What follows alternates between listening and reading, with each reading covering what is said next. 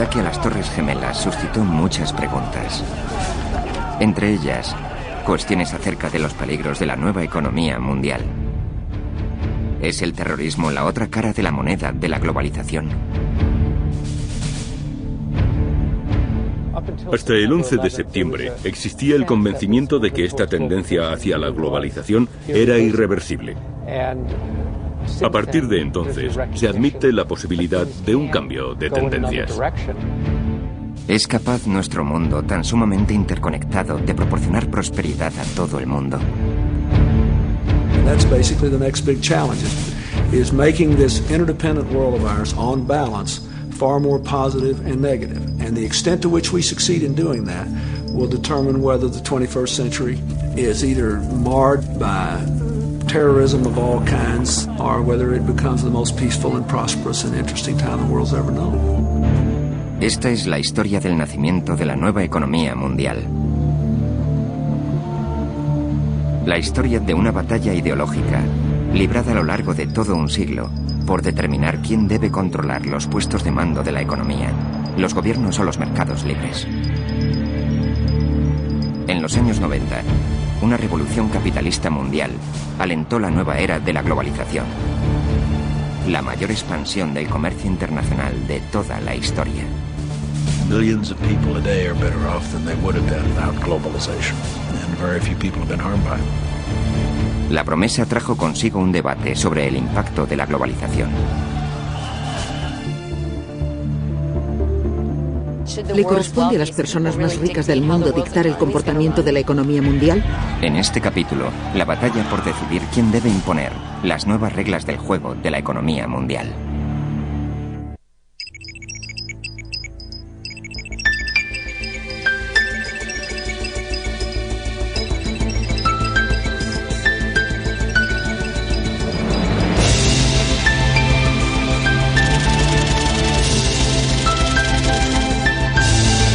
La batalla por la economía mundial.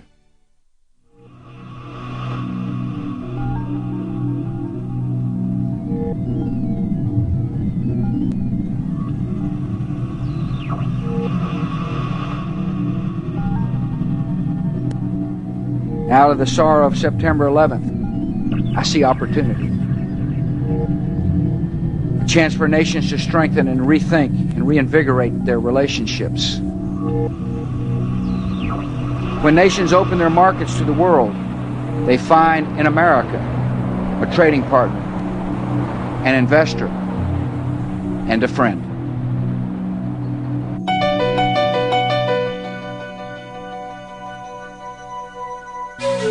Estamos viviendo una revolución. La década de los 90 fue testigo de la creación de un nuevo modelo de economía global. Un solo mercado, en el cual todos tienen participación, pero sobre el que nadie ejerce el control.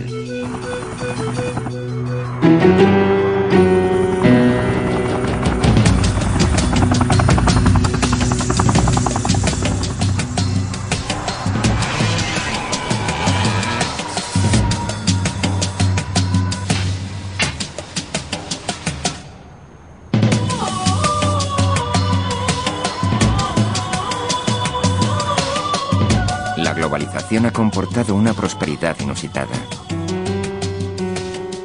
pero también crisis y riesgos, cuyo alcance por el momento solo empezamos a comprender.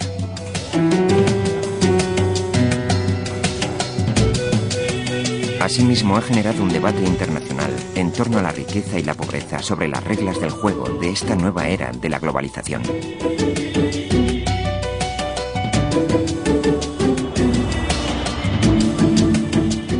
Posiblemente los historiadores dirán que empezó una nueva era a comienzos de los años 90, coincidiendo con el final de la Guerra Fría y la crisis del Golfo.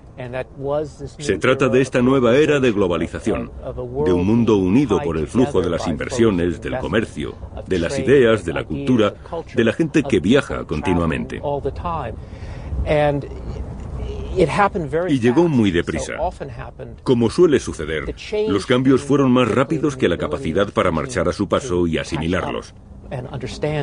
Para comprender nuestra actual situación y a dónde nos conducirá, deberemos entender el pasado reciente.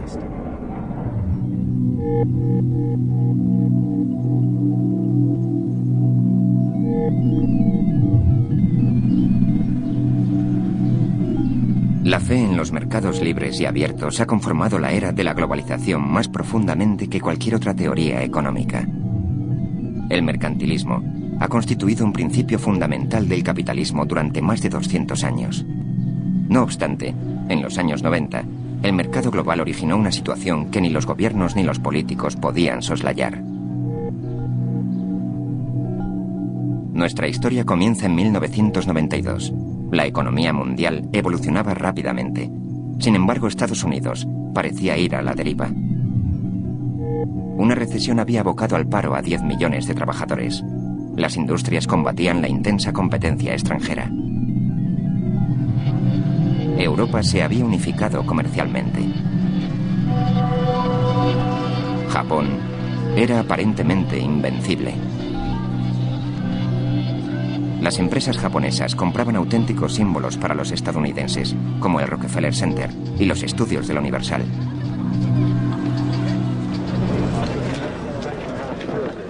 Durante la campaña presidencial de 1992, el gobernador de Arkansas, Bill Clinton, aseguraba que volvería a poner en marcha los Estados Unidos.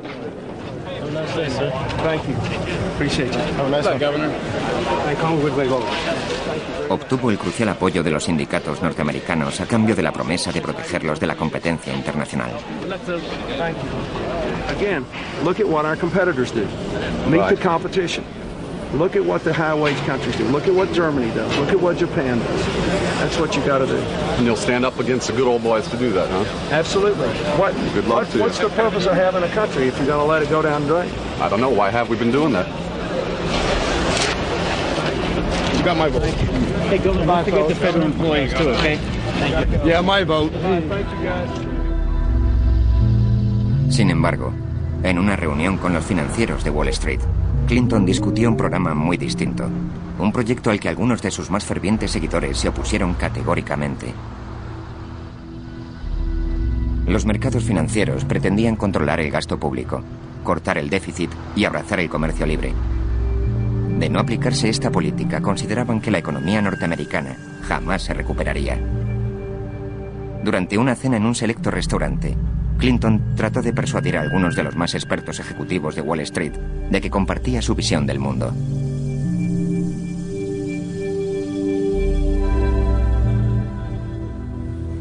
En aquella cena en la que participamos una docena de invitados, expuse mi opinión de que el factor clave para la economía de nuestro país era la restauración de la disciplina fiscal, tras un largo periodo en que esta disciplina se había erosionado.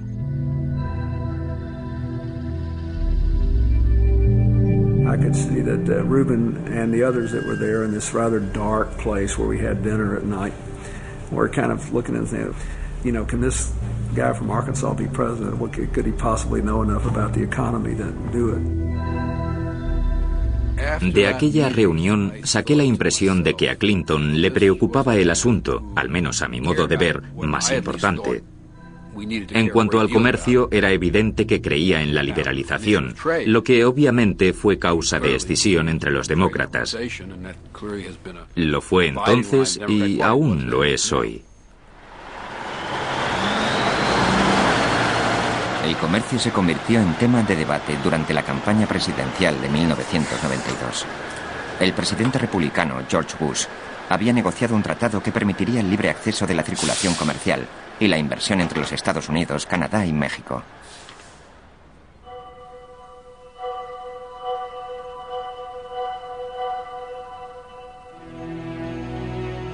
Según sus partidarios, el comercio significa la expresión de un concepto. Los mercados libres generan riqueza, aunan a las naciones y contribuyen a la construcción de un mundo más próspero y más seguro. El NAFTA llevó aquella idea al ámbito político. En los Estados Unidos se suscitó la primera gran controversia acerca de la era de la globalización. You implement that NAFTA, the Mexican Trade Agreement, where they pay people $1 an hour, have no health care, no retirement, no pollution controls, et cetera, et cetera, et cetera. And you're going to hear a giant sucking sound of jobs being pulled out of this country. Ross says, with great conviction, he opposes the North American Free Trade Agreement.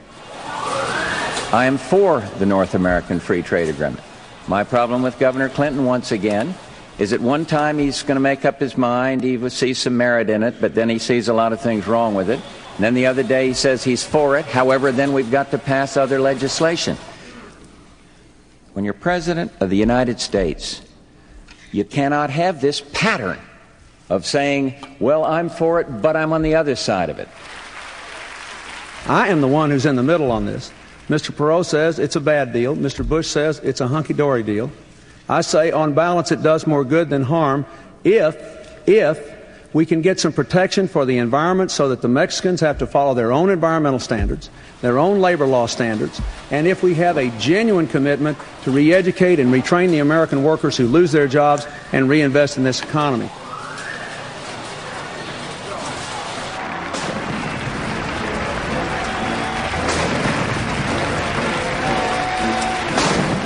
Una vez en la Casa Blanca, la política económica de Bill Clinton se encaminó directamente a la restauración de la confianza de los mercados financieros.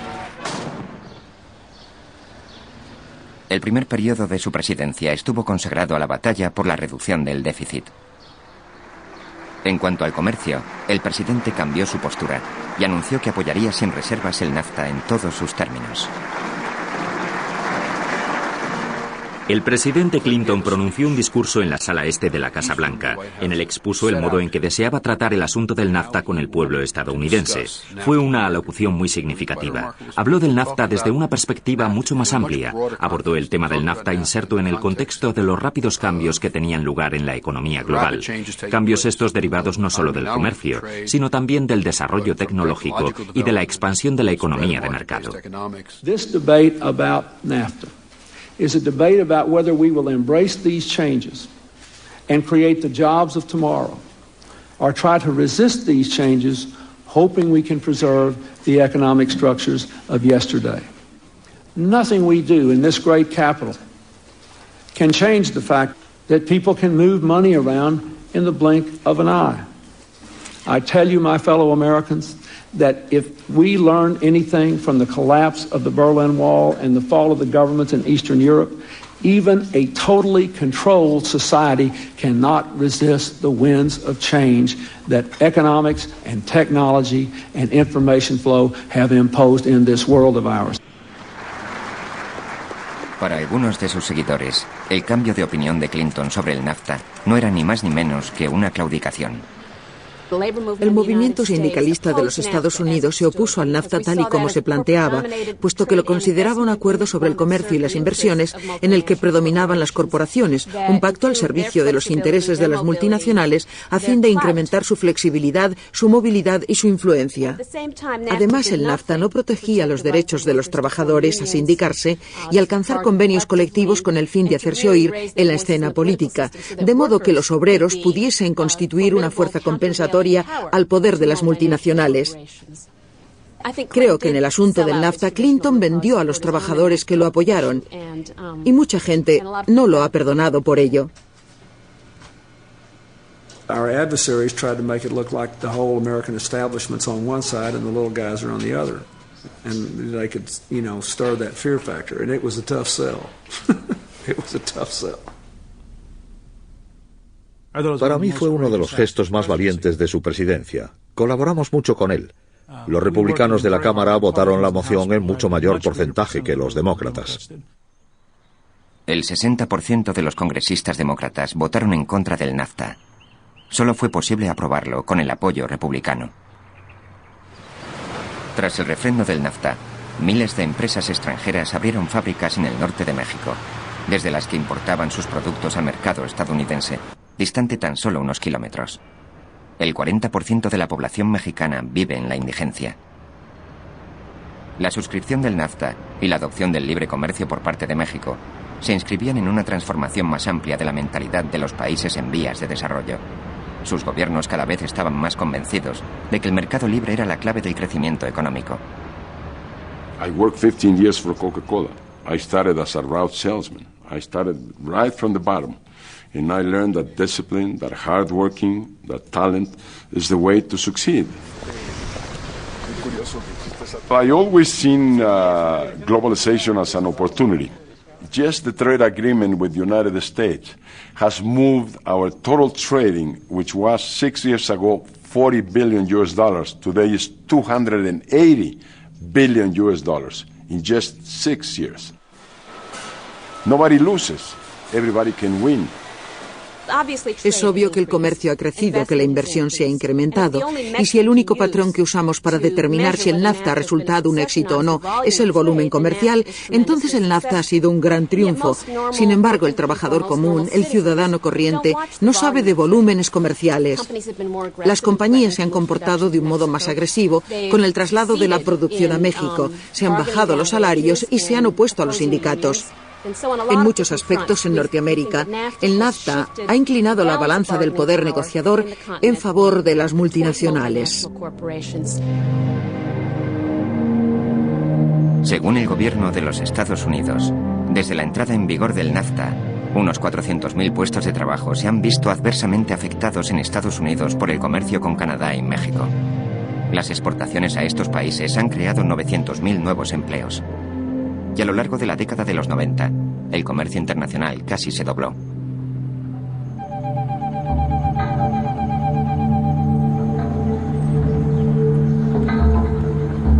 Nuestro concepto habitual de comercio es el tráfico de bienes y productos a través de las fronteras.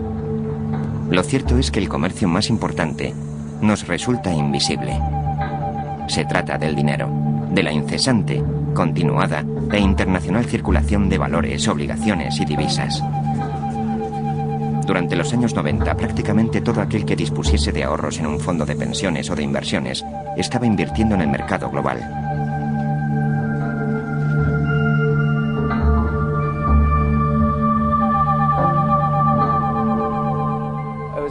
Asistí a una de esas cenas que llaman de pensadores en la Casa Blanca antes de un debate sobre el Estado de la Unión.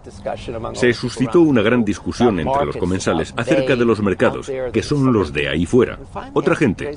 Al final levanté la mano y repliqué: con el debido respeto, el mercado no son solo ellos, también somos nosotros. La suma de nuestros ahorros para la jubilación, nuestros planes de pensiones, de eso se compone el mercado.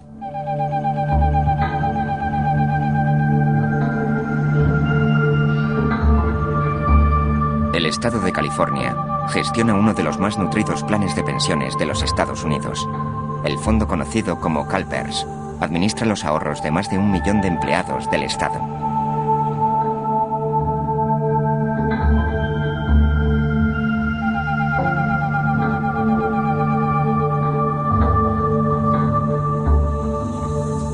Durante varias décadas, CalPERS había invertido solamente en los Estados Unidos. No obstante, en la era de la globalización, eso cambió. Se destinó la cuarta parte de sus fondos a la inversión exterior. Los fondos de pensiones se convirtieron en el caballo de batalla de la economía global, ya que en ellos estaba el dinero. Puesto que, como decimos, el mundo es cada vez más pequeño y la economía global crece, creo que el auténtico motor del cambio en el mundo actual son los inversores en fondos de capital.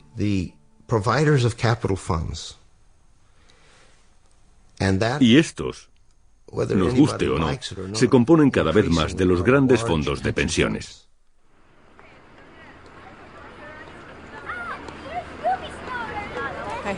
Tengo algunos fondos de inversión en el extranjero y parece ser que actualmente van muy bien.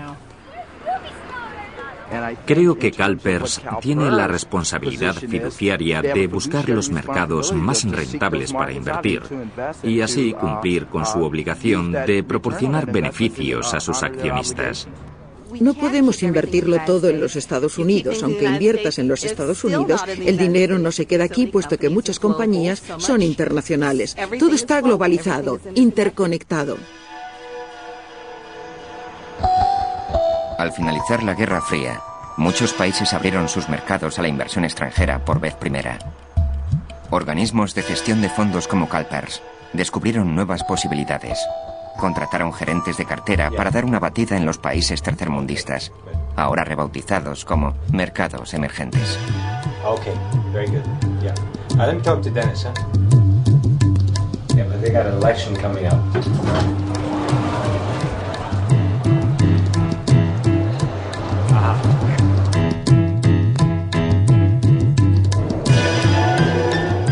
La razón es que la economía de estos países emergentes crece más rápidamente, de modo que lo que tratamos de hacer es beneficiarnos de ese crecimiento y, por supuesto, ganar dinero para los inversores. Desde luego, el riesgo es muy alto, puesto que quien algo quiere, algo le cuesta. Así que existe un equilibrio y, por supuesto, nuestro trabajo consiste en minimizar los riesgos y maximizar los rendimientos. No siempre resulta así, pero ese es nuestro objetivo.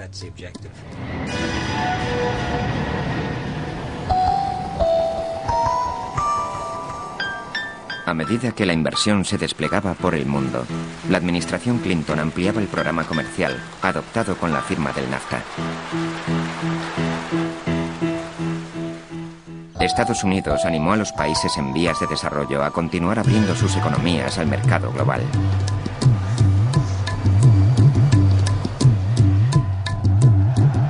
I favored a very aggressive policy. I thought that the emerging countries, both emerging economically and those that were new democracies, had a better chance to do well economically and politically if the wealthier countries opened our borders and made trade agreements with them, and if in turn they opened their borders not only to trade but to investment. I thought that economic policy and traditional foreign policy would tend to merge.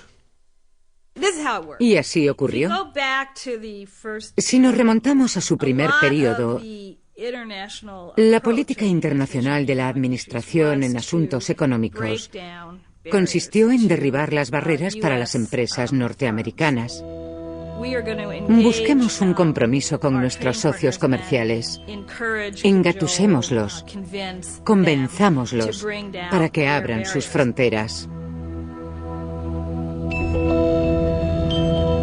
Muchos países en vías de desarrollo eran excolonias de Occidente, aunque ahora deseaban la inversión extranjera a largo plazo. Según algunos, la rápida circulación de capitales constituía una amenaza para su independencia. Once communism was defeated, then capitalism can expand and show its true self. It's no longer constrained by the need to be nice, so that people will choose the so-called free market system as against the centrally planned system. So because of that, now there is nothing to restrain capital, and capital is demanding that it should be able to go anywhere and do whatever it likes. Algunos lo llamaron el triunfo del capitalismo. Durante los años 90, más países que nunca adoptaron la economía de mercado. Siendo profesor de económicas, Bill Christ había impartido un curso en el que comparaba las teorías marxista y capitalista.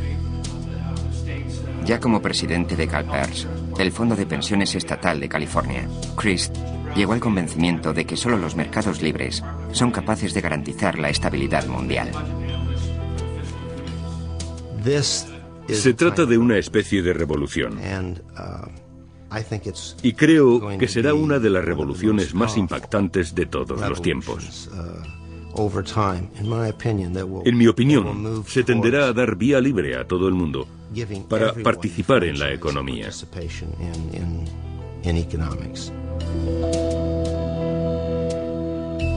Si no tendemos la mano a estos mercados emergentes, si no los evangelizamos, por así decir, ni los alentamos en su reforma, ni invertimos parte de nuestros fondos de capital en ellos, aprovechando estas oportunidades, si no hacemos esto, me temo que se cumplirán las predicciones que hace tiempo formularan Karl Marx, el señor Engels y otros, y se producirá un enfrentamiento entre ricos y pobres, lo que puede dar al traste con todo el sistema.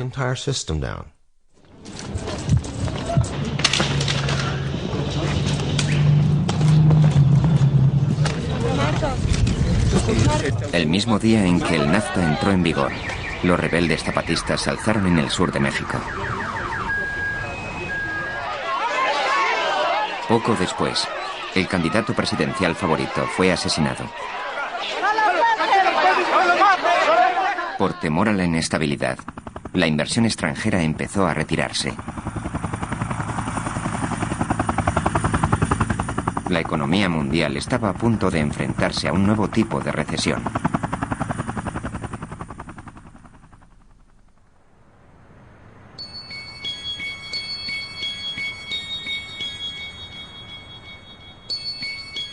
Fue durante las vacaciones de Navidad. Estaba pescando en las Islas Vírgenes Británicas cuando me llamó Larry Summers. Me dijo, hay problemas en México y quería que lo supieras. Y yo pensé, por un lado es un detalle que Larry me llame, pero por otro lado estoy de vacaciones y ya se sabe. Hoy es México, mañana otro país. Y no sé por qué esto no puede esperar hasta mi regreso. Resultó no ser otro país con problemas, era un asunto muy, muy grave.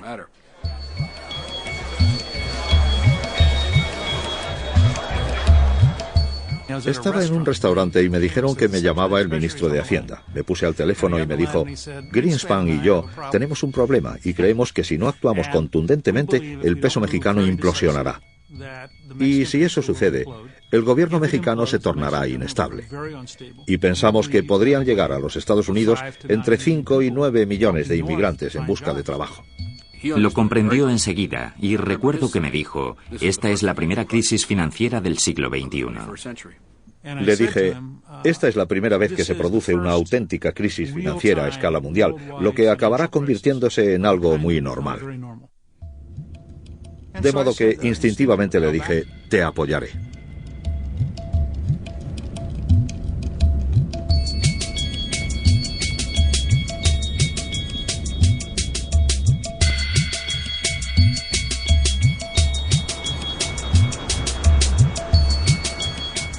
Fue algo fascinante, puesto que teníamos por un lado a México, que parecía estar a punto de suspender pagos, y por otro unos enormes problemas políticos concernientes a lo que debíamos hacer para apoyar a México, para tratar de evitar que aquello ocurriese.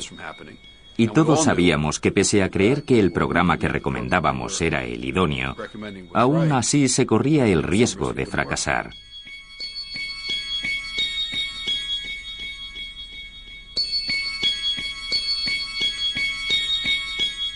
Vas a ver al presidente y le dices que hay una gran crisis en ciernes y que le puedes recomendar una medida para solucionarla. No podemos garantizar su éxito. Resulta muy arriesgada y sabemos que será enormemente impopular. Sin embargo, pensamos que debería tomarla de todos modos. Somewhere between 5 and 10 minutes, I'll listen to all this. I said, wait, this is a no-brainer. We got to do this. If we don't do this, Mexico will certainly fail. Then the borders will be flooded with illegal immigrants who are starving and need food and a job.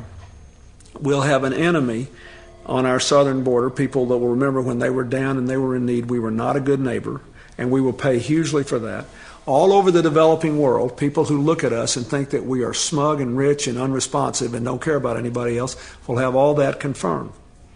If we help, at least people will know we tried in a good cause, and it will resonate throughout the developing world. La operación de rescate surtió efecto. México pronto reintegró el préstamo. A decir de algunos, la intervención sentó un peligroso precedente. Se había protegido a unos grandes inversionistas de los riesgos que habían asumido voluntariamente. Recuérdese que la gente a la que sacamos de apuros eran extranjeros que habían invertido en obligaciones mexicanas. De modo que, en cierto sentido, estábamos auxiliando a nuestros propios ciudadanos. Sin embargo, los bancos y otros grandes inversores captaron el mensaje de que la Hacienda estadounidense, por aquel entonces, estaba adoptando una política proteccionista. Quienes se arriesgan deberían asumir esas contingencias. De igual modo que obtienen beneficios, deberían arrostrar las pérdidas. Para cuando la recesión mexicana se resolvió, la tecnología ya había transformado los mercados financieros. El dinero podía literalmente cruzar fronteras en cuestión de segundos.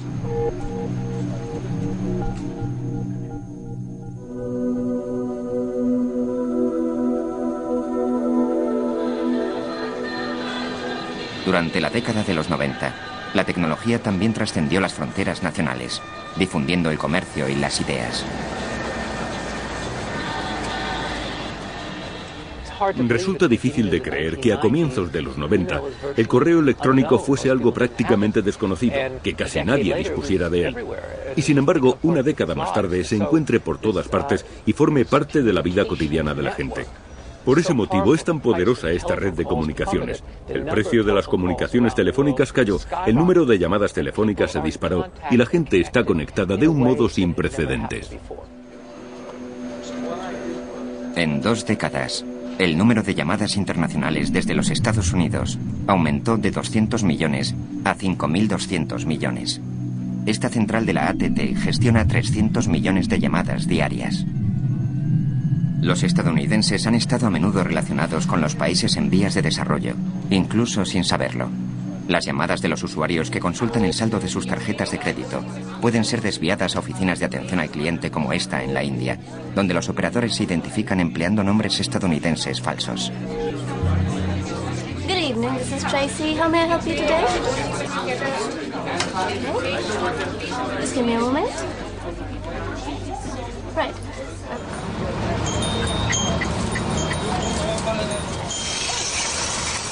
En las remotas aldeas de la India, los granjeros llevan sus cosechas al mercado, tal y como han hecho durante generaciones. Pero una conexión a Internet les asegura que cobren por sus productos el precio internacional, una tarifa fijada en la Bolsa Mercantil de Chicago, a casi 13.000 kilómetros de distancia.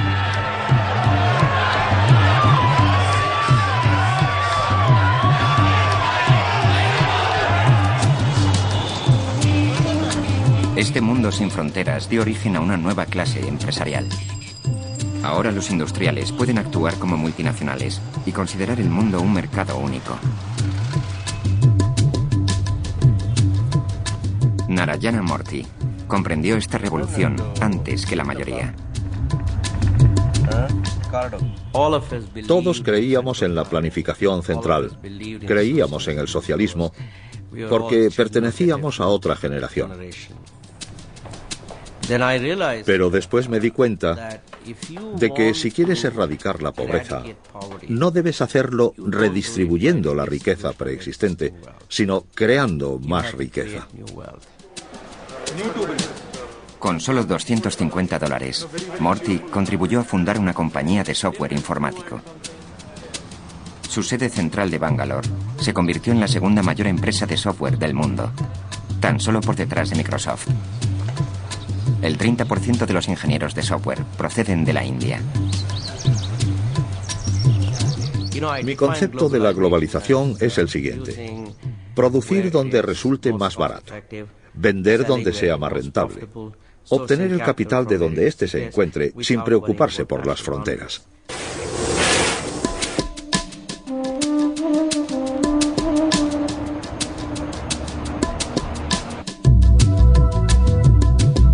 También las personas empezaron a cobrar mayor movilidad. Estados Unidos suavizó sus leyes de inmigración, lo que atrajo una gran afluencia de trabajadores cualificados procedentes de los países en vías de desarrollo. En Silicon Valley es donde ocurren las cosas. Por eso viene tanta gente. Este es el lugar donde están las ocasiones. Podemos demostrar nuestra valía. Tenemos la oportunidad de mostrar nuestras habilidades.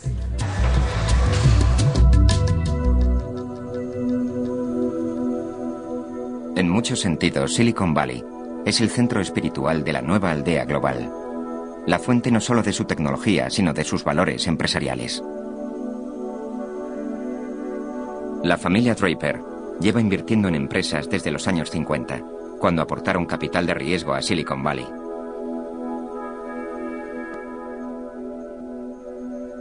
A comienzos de la década de los 90, Tim, el hijo de Bill Draper, fundó Hotmail.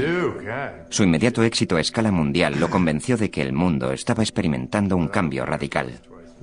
Sabíamos que Internet iba a modificar el funcionamiento del mundo.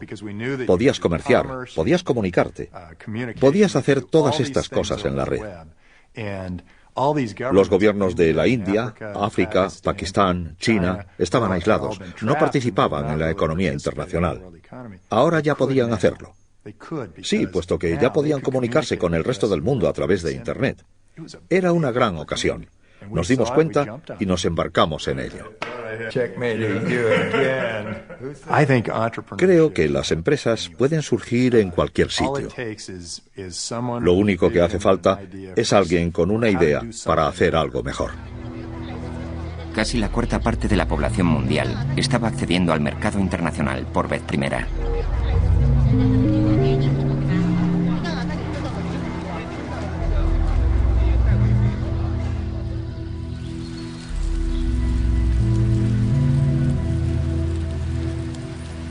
Por toda China, así como en el resto de países en vías de desarrollo, los campesinos abandonaron el medio rural. Emigraron a las ciudades industriales en busca de empleo en las nuevas fábricas abiertas al servicio del mercado mundial.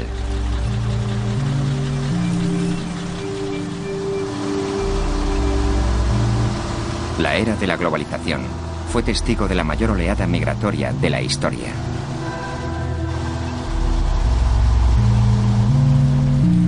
Se prevé que el 80% del futuro crecimiento económico mundial se dará en las ciudades y no en el campo.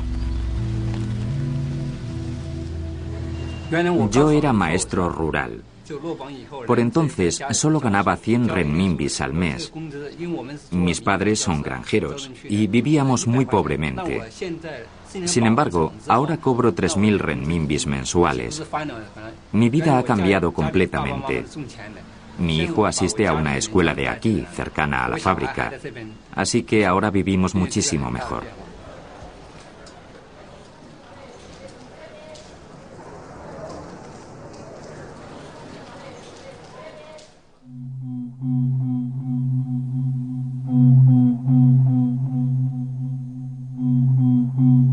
Los dirigentes chinos confiaban en poder imitar a los tigres económicos del sudeste asiático, naciones antaño empobrecidas y ahora transformadas por el mercado y la inversión. Cuando llegaron los británicos en 1819, solo encontraron una aldea de pescadores de unos 120 habitantes. Al derrumbarse el imperio, todo el mundo quiso iniciar su propia actividad comercial. Podríamos habernos quedado desfasados rápidamente, de modo que tuvimos que llegar a ser relevantes para el mundo. Y los países que se convierten en relevantes mejoran su posición económica. Los que se desentienden sufren. Desde los años 70, los países del sudeste asiático se habían convertido en exportadores de talla mundial. Comerciaban con todo, desde coches hasta ordenadores, por todo el mundo. Se denominó el milagro económico asiático, puesto que jamás en toda la historia universal se había visto semejante crecimiento económico. Tanta gente saliendo de la indigencia, un surgimiento tan rápido de una clase media. A mediados de los 90, muchas economías asiáticas tenían la increíble tasa de crecimiento anual del 10% o más. There was a tremendous confidence and hope that this was the Asian century and the place was being transformed, and you just had to put money there and it would grow on trees. Recuerdo que el presidente ejecutivo de una gran compañía me dijo en 1995 más o menos, si no intervenimos en Asia, mañana será demasiado tarde.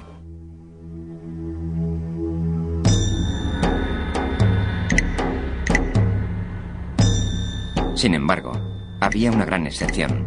Japón, la segunda mayor economía del mundo, había caído en una profunda e inesperada recesión que había debilitado la confianza del pueblo japonés. Japón era lo que se conoce como una economía burbuja. Y en aquella época, a los japoneses no les preocupaba excesivamente el endeudamiento. Tras el colapso de la economía burbuja, la gente recobró la noción de la realidad y despertó de sus sueños.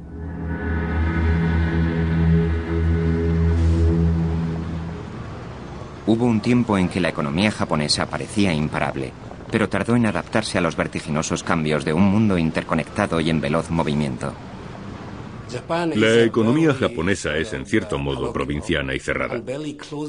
De eso no hay duda. Es una sociedad muy cerrada. Si camina por las ciudades japonesas, no verá muchos extranjeros. Japón, el gran exportador, era proteccionista con sus industrias.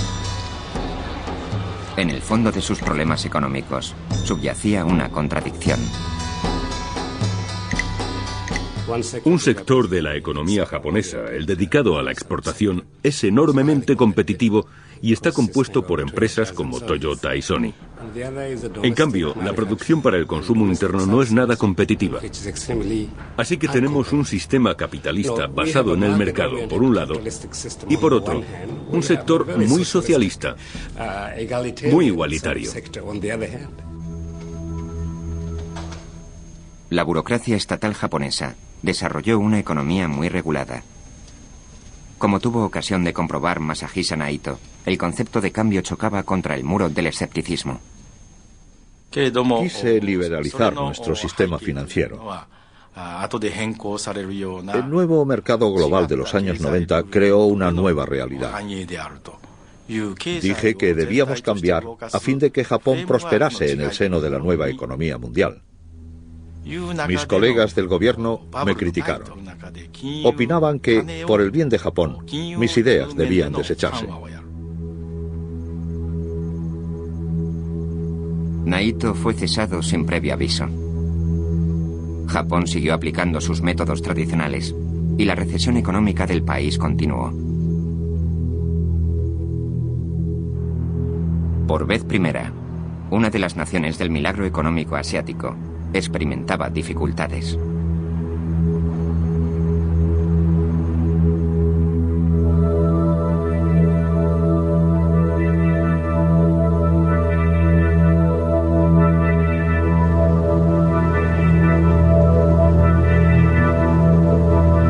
A comienzos de 1997, la economía en auge del sudeste asiático se estaba sobrecalentando. Durante los años 90, Tailandia había liberalizado sus mercados de capital. Por primera vez, las empresas nacionales podían obtener préstamos de los bancos extranjeros, que ofrecían menores tipos de interés. People would come and knock on your door and plead with you to borrow money, be they, European banks or Japanese banks. They came and begged us to borrow from them. En cuestión de solo 4 años, los créditos concedidos a las empresas tailandesas superaban los 200.000 millones de dólares. Los gobiernos de los Estados Unidos y de Europa fomentaron la afluencia de capital. Sí, defendimos firmemente la apertura de los mercados de capital y de los beneficios que de ellos se derivasen. Pero al mismo tiempo abogamos, ya que sabíamos que también era necesario, por el desarrollo de un sistema bancario, de mercados de capital y de sistemas reguladores. Y ninguno de ellos resultaba sencillo de crear.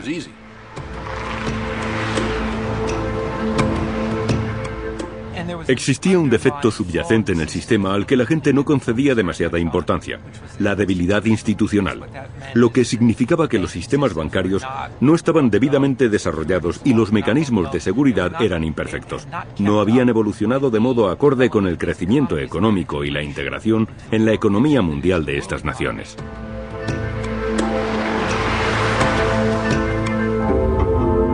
El Banco Central tailandés había mantenido su moneda artificialmente alta, lo cual había alimentado la burbuja especulativa. El Fondo Monetario Internacional, el cual como último recurso actúa como un banco con los países con problemas financieros, empezó a inquietarse por la posible caída de la economía tailandesa. Viajé a Bangkok en mayo de 1997. Había grúas por todas partes. Parecía que el auge económico nunca iba a terminar. Sin embargo, eran unos bancos débiles los que financiaban unos edificios que jamás llegarían a ocuparse. La moneda tailandesa, el baht, estaba vinculada al dólar. A medida que la economía tailandesa se debilitaba, los mercados financieros se iban dando cuenta de que aquella política no podía sostenerse. La moneda tailandesa tenía un nivel de paridad con el dólar. Tenía un cambio fijo. La gente empezó a preguntarse, ¿de verdad tienen suficientes dólares como para poder cambiarlos por bahts, la moneda tailandesa? Y cuando comenzaron a plantearse esto, empezaron a pedir los dólares. El Banco Central seguía diciendo no, no, no, y seguía aflojando dólares para defender su moneda, de modo que su reserva de divisas menguaba. Y, por supuesto, todo aquel administrador de fondos de cobertura que viese aquello pensaba, esta gente va a tener problemas, así que voy a deshacerme de los bahts. El baht cayó a causa de la implacable presión del mercado. En julio de 1997, el gobierno tailandés se vio obligado a devaluar la moneda. La burbuja había estallado y estaba a punto de estallar también la crisis financiera asiática. El impacto económico reverberó recorriendo todos los niveles de la sociedad tailandesa. Cuando la economía empezó a ir mal, el sueldo de mi marido se vio reducido en un 30%. Tuve la suerte de conservar mi trabajo, pero no me concedieron un aumento.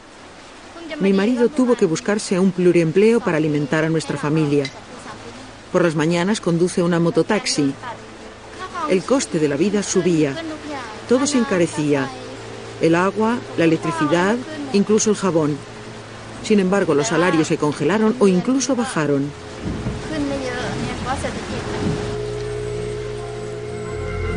Con su economía prácticamente en caída libre, el Fondo Monetario Internacional concedió a Tailandia un crédito de emergencia. Puesto que esta medida no surtió efecto, el gobierno tailandés pidió a Washington aún más ayuda. Nadie había imaginado que una economía tan poco importante como la tailandesa pudiese ocasionar una crisis mundial. La economía tailandesa es insignificante. No tenía muchos contactos exteriores y tampoco está en tu zona de influencia. Así que, en cualquier caso, Estados Unidos decidió no intervenir en Tailandia, pensando que la crisis no se iba a extender, que era imposible. No fue solo la administración. Nadie se dio cuenta de que tenía efectos contagiosos. I think they misjudged the situation. And probably because it was seen too much as a financial issue rather than an overall strategic issue. Los mercados mundiales temieron que otros países asiáticos disimulasen fallos similares. Se reprodujo el clásico pánico bancario y empezaron a retirarse las inversiones de todo el sudeste asiático. Esto se llamó contagio. A medida que avanzaba, la crisis resultó ser tan virulenta que llegó a conocerse como contagio. Fue mucho más grave de lo que se esperaba. Y esto era un auténtico síntoma de la globalización, de la forma en que estas economías habían llegado a imbricarse y del concepto que tenían los inversores de estos mercados emergentes. Pensaron, hay un problema en Tailandia, entonces también debe haber problemas en estos países. De modo que cada fase de la crisis iba creando una onda expansiva que conducía a la siguiente.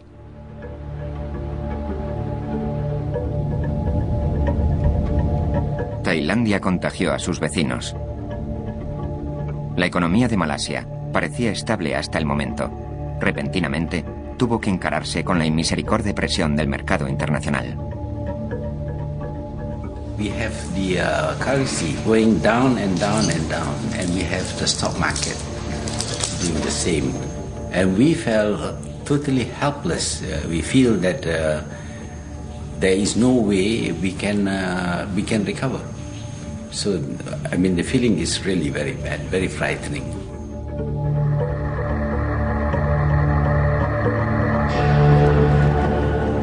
A continuación se contagió Indonesia, el país más populoso del sudeste asiático. El gobierno cayó y sus ciudades se hundieron en el caos. Los administradores de fondos de inversión desconocían las diferencias entre Malasia, Tailandia y Singapur. Solo pensaban, quiero salir de aquí. Los precios de las propiedades cayeron, las empresas quebraron y en el caso de Indonesia, el entramado social quedó destruido.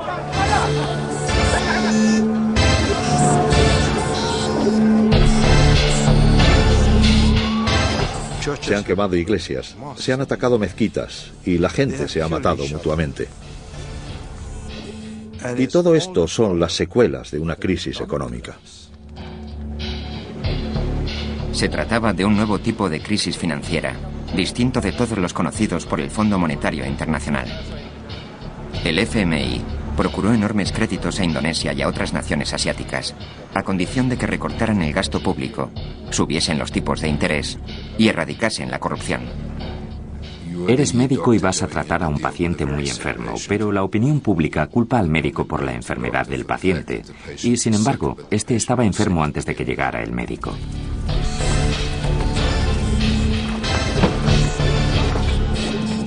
Lo que ocurre es que estos asuntos levantan ampollas en la sociedad y además hay muchos intereses creados. Estas crisis no existirían si los intereses creados no fueran tan importantes. Por eso opino que es necesario tomar medidas políticas para acabar con una crisis tan descomunal como esta. Según algunos líderes muy afianzados en la región, las condiciones del FMI desprendían olor neocolonialista. Presently, we see a well-planned effort to undermine the economies of all the ASEAN countries by destabilizing their currencies.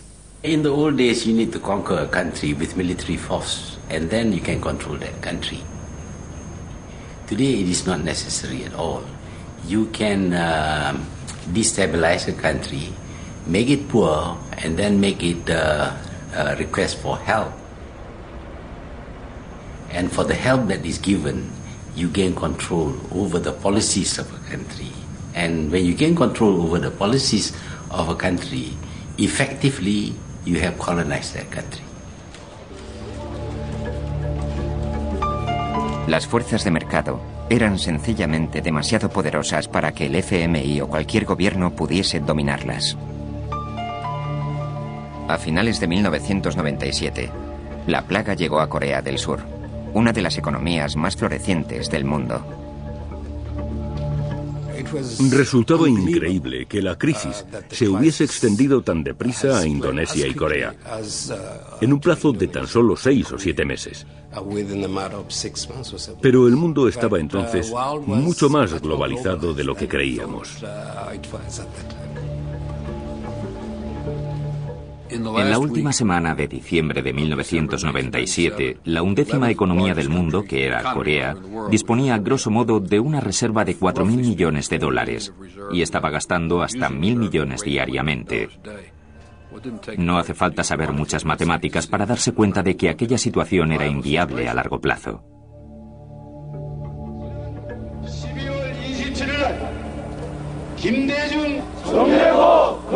Corea había estado engañando al mundo al afirmar que tenía suficientes reservas para encararse a la crisis. Stanley Fischer, del FMI, viajó a Seúl para inspeccionar las cuentas del Banco Central. Visité Corea un par de días antes de que recurriesen al FMI solicitando ayuda. Cundía el pánico cuando fui al Banco Central para que me mostrasen cuánto dinero tenían en reserva. Prácticamente no quedaba nada. Corea estaba a punto de suspender el pago de sus créditos a los bancos japoneses y occidentales. Presionados por sus gobiernos, los bancos accedieron a compartir en cierta medida las pérdidas y refinanciaron sus préstamos. A resultas de ello, Corea recibió el rescate más cuantioso de la historia.